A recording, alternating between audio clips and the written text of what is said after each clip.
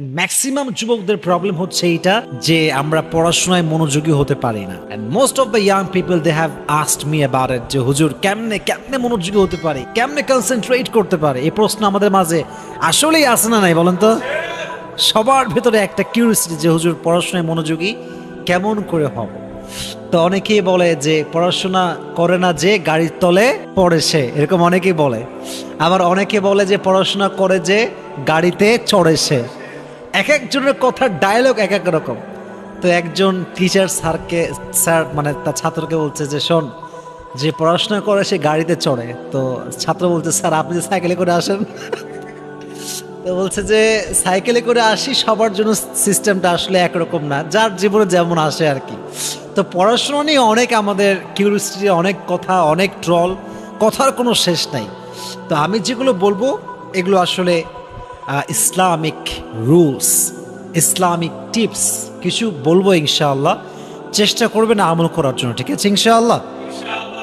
দেখেন, জীবনের সবচেয়ে গুরুত্বপূর্ণ পার্ট আপনার জীবনে হচ্ছে you have to protect yourself from any kind of হারাম থিংস। হারাম থেকে বাঁচে যে তার ভেতরে মানসিক শান্তি আসে, আর যার ভেতরে মানসিক শান্তি আসে সে যে কোনো কাজে মনোযোগ দিতে পারে, ঠিক কিনা বলার? মানসিক শান্তি অনেক বেশি জরুরি। আর গুনাহ করলে মানসিক শান্তি আর থাকে না। যে কোনো গুনাহ হতে পারে, আপনি যে কোনো গুনাহের সঙ্গে কানেক্টেড থাকতে পারেন, কিন্তু আপনি বুঝতেছেন না যে গুনাহের কারণে আপনার মনোযোগটা শেষ, স্থিরতা আপনার ভেতরে নাই। আপনি ব্লু ফিল্ম দেখেন, আপনি অশ্লীল ভিডিও দেখেন, আপনি পর্নোগ্রাফির ভিডিও সারাদিন দেখতেই আছেন, আত্মার যে সুকুন রাহাত এটা আর থাকে না। ফলে কি হয়? মনোযোগ থাকে না। পড়তে বসেছেন বাট আপনি পড়ার ভিতরে মনোযোগী না। এজন্য পড়াশোনায় প্রথম মনোযোগী হচ্ছে যে মনে রাখতে হবে কোরআন থেকে কখনো গুনাহের সঙ্গে নিজেকে জড়িত রাখা যাবে না, ইনশাআল্লাহ। আরো জোরে বলেন ইনশাআল্লাহ। একটা হাদিস মাথায় রাখবেন, পড়াশোনা হচ্ছে জীবনের বড় একটা নিয়ামতের জায়গা। শিক্ষা হচ্ছে আমাদের জীবনের বড় একটা নিয়ামত। আমি একটা হাদিস বারবার রিপিট করি, ইদা কুনতা ফি নিয়ামাতিন, যখন তুমি কোনো নিয়ামতের ভিতরে আছো এটাকে কদর করো। ফাইন্না যুনুব তাজিলুন নিয়াম, যখন কোনো মানুষ অবদ্ধ হয়, গুনাহ করে, নিয়ামতটা কেড়ে নেয় একজন, আওয়াজ দিয়ে বলেন তিনি কে? পড়াশোনায় মনোযোগ দিতে চাইলে আপনাকে অবশ্যই গুনাহ থেকে বাঁচতে হবে। গুনাহ থেকে বাঁচা ছাড়া কোনো ওয়ে কিন্তু নাই, এক নাম্বার। দুই নাম্বার হচ্ছে পড়ার টেবিলে যখন পড়তে বসেছেন, দিস ইজ মাই টেবল, আমি পড়তে বসেছি এখন, জাস্ট আমার মনে করেন যে আমি আমার একটা বই খুলেছি পড়ার জন্য, জাস্ট ওই সময় যদি পারেন হয় কিছুক্ষণ কোরআন শরীফ পড়েন অথবা কোরআন শরীফ শোনেন, যে কোনো একটা, হয় পড়েন না হয় শোনেন। এতে করে আপনার মনটা স্থির হবে। কোরআন যেখানে বরকত আছে, এটা একটু ট্রাই করবেন, চেষ্টা করবেন। আমিও ট্রাই করি মাঝে মাঝে কোরআন শরীফ পড়ে কাজ শুরু করার জন্য। যখন ফজরের সময় বের হচ্ছেন বাড়ি থেকে, 2 পৃষ্ঠা পড়েন, 3 পৃষ্ঠা পড়েন, বাট যতটুকু পারা যায়, as much you can recite, you have to recite, যতটুকু পারা যায় পড়েন। কোরআন যত বেশি পড়বেন জীবনে আল্লাহ বরকত দান করবে, সুবহানাল্লাহ পড়েন। তাহলে আপনি যখন আপনার টেবিলে বসেছেন পড়ার জন্য, জাস্ট ট্রাই করেন, হয় একটু কোরআন শরীফ শুনুন অথবা পড়েন। রাজি আছেন তো ইনশাআল্লাহ? 3 নাম্বার, পড়াশোনার জন্য পারফেক্ট টাইম হচ্ছে যেটা আমরা কেউ অ্যাপ্লাই করি না, আমরা বুঝি না আসলে। পড়াশোনার জন্য সবচেয়ে পারফেক্ট টাইম হচ্ছে তাহাজ্জুদের সময়টা। ফজর আজান যখন হয় তার ঠিক 1.5 ঘন্টা 1 ঘন্টা আগে উঠে যাবেন। This is the most important time, most important time. এর চাইতে বড় নিয়ামতপূর্ণ সময় আর হতে পারে না। এবং এটা আমি কি বলবো, এটাকে আই এম টেস্টেড, আমি অনেকবার দেখেছি এটা আমার জীবনে। আমার মনে আছে যখন এক্সামের সময় আসতো, রাত জাগতাম কম, আগেই ঘুমাতাম, একদম তাহাজ্জুদের সময় উঠতাম। এবং আমি এটা ফিল করেছি, অন্য সময় 4 ঘন্টা 5 ঘন্টা পড়লে যেইটা পেতাম 1 ঘন্টায় তার চাইতে বেশি পেয়েছি। সুবহানাল্লাহ পড়েন। নিয়ামত আছে, বরকত আছে।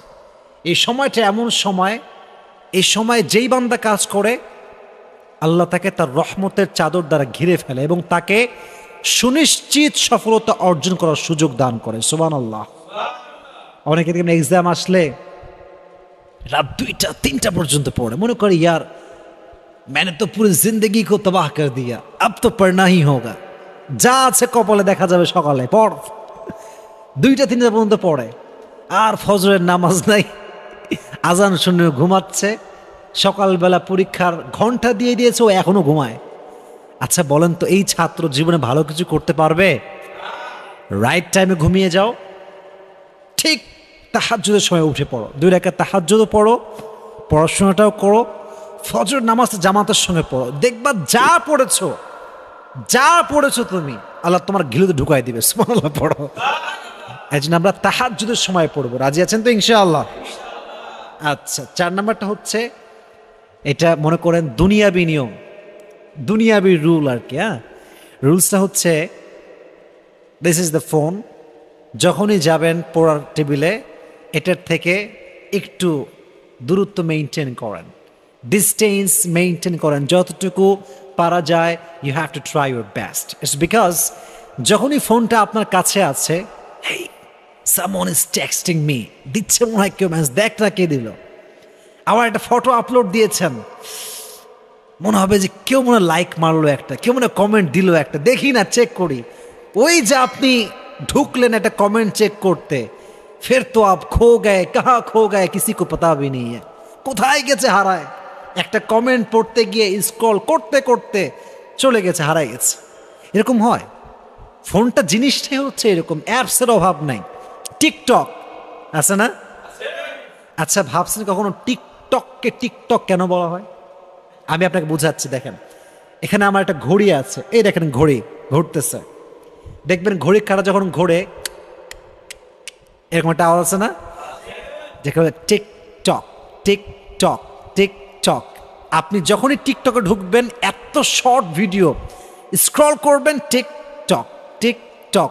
যতবার আপনি স্ক্রল করছেন, আপনার জীবনের সবচাইতে গুরুত্বপূর্ণ নিয়ামত সময় নষ্ট হচ্ছে। ঠিক কিনা বলা?